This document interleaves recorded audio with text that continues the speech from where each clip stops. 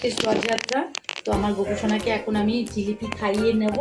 একদম গোপুসোনাকে সাজিয়ে নিয়েছি, রথ সাজিয়েছি। এইভাবে আমি একটু গোপুসোনাকে এবং রথ পুজো করব, করে আমি গোপুসোনাকে নিয়ে রথে নিয়ে বেরোবো। তো এই জিলিপি সাজিয়েছি, তো পাঁপড়টা আজকে আর ভাজছি না, শুধু জিলিপি দেবো। আর সন্ধেবেলা গোপুসোনার জন্য অন্য কিছু বানাবো, সেটা দেখাবো ঠিক।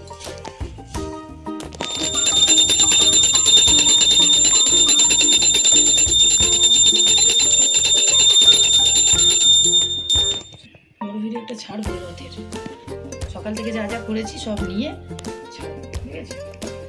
রথে বন্ধুরা গোপুসোনাকে রথের ভেতর বসিয়ে দিয়েছি। এবারে আমাদের জগন্নাথ, বলরাম, সুভদ্রাকে বসাবো।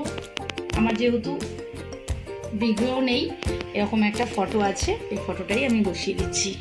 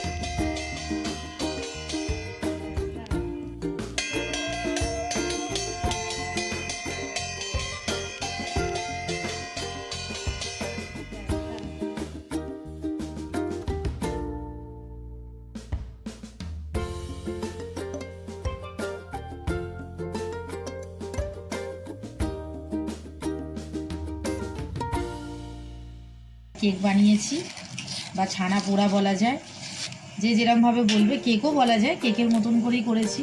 অন্যদিন রেসিপিটা দেখাবো, আজকে খুব ব্যস্ত ছিলাম,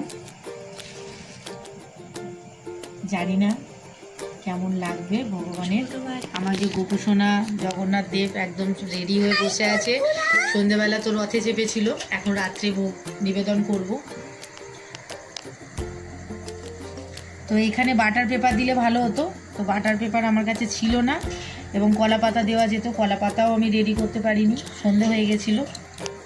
তাই অঙ্ক পাতা, যে অঙ্ক কাগজ হয় না, সেই কাগজকে কেটে